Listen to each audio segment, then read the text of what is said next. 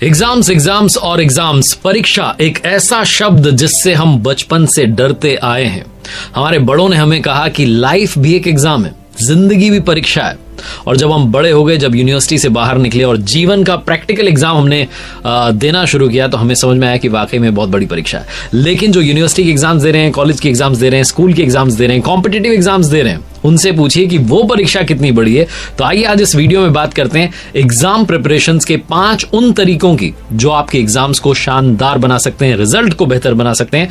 सबसे पहली बात, सबसे इंपॉर्टेंट स्टेप है दोस्तों, अपना गोल डिसाइड कीजिए, अपनी डेस्टिनेशन डिसाइड कीजिए। आप कहेंगे तो हमारे सामने ही है, हम 9th में, 10th में, 11th में, 12th में कोचिंग कर रहे हैं, कॉम्पिटिटिव एग्जाम की तैयारी कर रहे हैं, हमारे सामने लक्ष्य नहीं, लाइफ का लक्ष्य कुछ और है। लाइफ का लक्ष्य डिसाइड कीजिए, बड़ा गोल सामने लेकर आइए। जिस दिन वो बड़ा गोल सामने आ जाएगा, ये छोटे छोटे हर्डल्स आपके लिए बहुत आसान हो जाएंगे, छोटी छोटी बाधाएं आप ऐसे ही पार कर जाएंगे।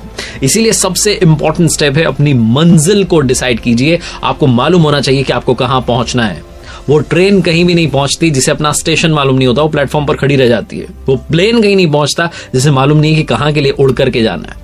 इसीलिए एग्जाम्स के लिए नहीं पढ़ना है, बल्कि उस बड़े लक्ष्य के लिए पढ़ना है। जब आपके दिमाग में वो लक्ष्य होगा तो आप आराम से तैयारी करना शुरू करेंगे, आपको मजा आने लगेगा, उस पढ़ाई में मजा आने लगेगा। उस एग्जाम की कट ऑफ के लिए नहीं, बल्कि अपने उस बड़े लक्ष्य के लिए आपको तैयारी करनी होगी। फिर जो प्रॉब्लम्स आएंगी उनको आप मानेंगे ही नहीं, क्योंकि आपको मालूम होगा कि भैया अब मैं बड़े लक्ष्य की तैयारी कर रहा हूं। स्वामी विवेकानंद जी ने कहा कि जीवन में एक ही लक्ष्य बनाइए और दिन रात उसी के बारे में सोचना शुरू कीजिए, यहां तक कि सपने भी उसी के बारे में आने चाहिए। उसके बाद जब आप मेहनत करने में जुट जाते हैं उस टारगेट को पाने के लिए, तो सक्सेस आपको मिलती है।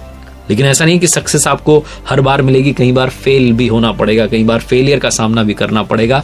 लेकिन याद रखिए, गिरते हैं शहसवार ही मैदान जंग में, वो तिफल क्या गिरेंगे जो घुटनों के बल चलते हैं। अगर कभी गिर जाओ तो ये याद करना कि जब आपने चलना सीखा था बचपन में, तो कितनी बार आप जमीन पर गिरे थे, कितनी बार आपको लगी थी। आपने साइकिल चलाना सीखा था तो कितनी बार आप गिरे थे। गिरना, उठना, लड़खड़ाना, ये सब जीवन का प्रोसेस है, इसलिए घबराना नहीं। वो बड़ा लक्ष्य दिमाग में रखोगे तो आगे बढ़ते जाओगे। एक बार फिर से वही बात याद रखो कि उठो, जागो और तब तक मत रुको जब तक कि आप अपने लक्ष्य को ना पालो। दूसरा सबसे इंपॉर्टेंट काम जो आपको आज से ही करना है, अपनी स्ट्रेटेजी बनाइए। भैया आपको मालूम चल गया जाना कहां है, लेकिन उसके लिए तैयारी तो होनी चाहिए ना, रास्ता तो मालूम होना चाहिए, रूट तो बनना चाहिए, स्ट्रेटेजी तो बननी चाहिए। अब आप कहेंगे वही घिसा पिटा पुराना सा शब्द आप लेकर के आओगे, इसका नाम है टाइम टेबल।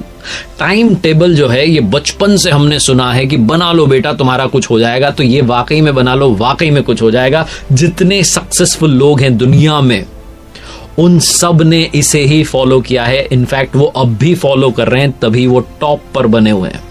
क्योंकि शिखर पर पहुंचना आसान होता है, बने रहना मुश्किल होता है। समझ रहे हो? तो लाइफ में जो टाइम टेबल है, उसका नाटक वो 2-4 दिन के लिए मत करना कि आपने लगा लिया, उसको फॉलो करने लग गए, उसके बाद फिर से भूल गए। अगर आप वाकई में अनुशासन लाना चाहते हैं तो अपने अंदर से लेकर के आइए।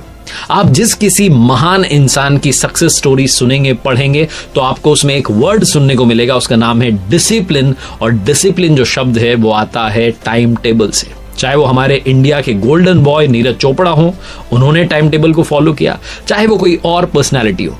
लेकिन मैं ये नहीं कह रहा हूं कि आप टाइम टेबल बनाने तो इतना स्ट्रिक्ट बना लें कि बीच में रेस्ट ना मिले। बीच बीच में थोड़ा आप विश्राम करते रहिए। जो आपने पढ़ा है इससे वो आपको याद रह जाता है अगर आप बीच में थोड़ा सा रेस्ट कर लेते हैं। रेस्ट करने का तरीका क्या है? आप गाना सुन सकते हैं, वॉक पर जा सकते हैं, फैमिली के साथ थोड़ा सा टाइम बिता सकते हैं, नेचर के साथ टाइम बिता सकते हैं। ये इसलिए इंपॉर्टेंट है क्योंकि ये आपके जीवन में विश्राम जो आप छोटा सा लेंगे, ये आपके जीवन में आपको अनुशासित रहने में मदद करेगा, डिसिप्लिन फॉलो करने में मदद करेगा। अगर आप बहुत स्ट्रिक्ट रूटीन बना लेते हैं तो कभी फॉलो नहीं होता है। इसलिए बीच में स्पेस निकालिए कि आप गाना भी सुनेंगे, फैमिली के साथ भी रहेंगे, घूमने भी जाएंगे, लेकिन एक डिसिप्लिन के साथ में जीवन जिएंगे। एक शब्द आपने सुना होगा, मन की शांति। और कहते हैं बड़े बुजुर्ग की मन की शांति होना बहुत जरूरी है, क्योंकि मन जो है बड़ा चंचल है, कभी इधर भगता है, कभी उधर चलता है, कभी इधर चलता है। तो इधर चला उधर चला वाली सिचुएशन ना हो, उसके लिए आपको अपने मन को शांत करना पड़ेगा। कई बार जब एग्जाम्स आते हैं तो हमारे सामने एक पहाड़ सा आ जाता है कि इतना सारा सिलेबस बचा हुआ है, 2 दिन में 8 चैप्टर निपटाने हैं, मैंने तो 10 पढ़ लिए, 15 बाकी हैं, ये हो गया वो हो गया, लास्ट वाले पेजेस तो पढ़े ही नहीं, लास्ट वाले चैप्टर्स तो पढ़े ही नहीं, मेरे दोस्त ने तो इतना पढ़ लिया। ये सारा जो प्रेशर है, इसको क्रिएट मत होने दीजिए। इसीलिए कहते हैं कि हौले हौले अगर आप तैयारी करते चलते हैं तो लास्ट में आपके ऊपर प्रेशर नहीं आता है, लेकिन प्रेशर तो आएगा क्योंकि एग्जाम्स आपके सर पर आ चुकी हैं।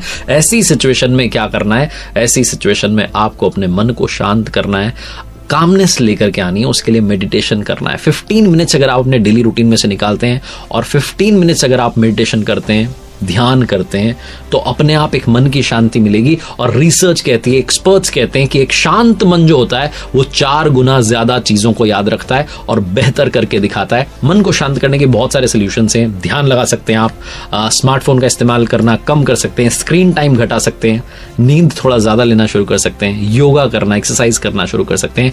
मन को शांत रखेंगे तो सही मंजिल और सफर जो है आपका वो बहुत आसान हो जाएगा, आप मंजिल तक पहुंच जाएंगे। कामनेस लाइफ में ऐड करना शुरू कीजिए। अगर आप किसी युद्ध में जा रहे हैं तो आपको अपने दुश्मनों के बारे में बहुत अच्छे से मालूम होना चाहिए। नंबर 4 पॉइंट यही है कि लाइफ में आपके सामने परेशानियां तो आएंगी, डिस्ट्रैक्शंस तो आएंगे, दुश्मन तो खड़े होंगे।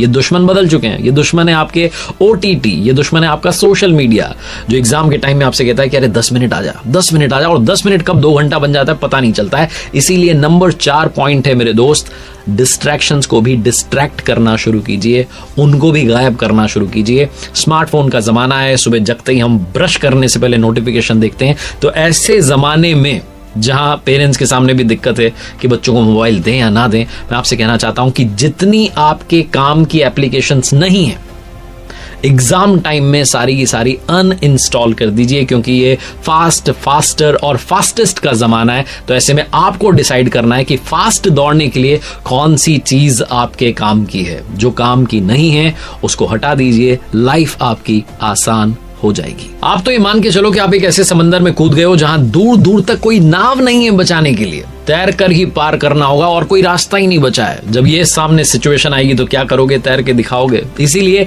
नंबर 5 बात जो मैं आपसे कहना चाहता हूं, 5th पॉइंट है, डू इट। यही आपका सबसे बड़ा वॉर क्राई है, करके दिखाओ।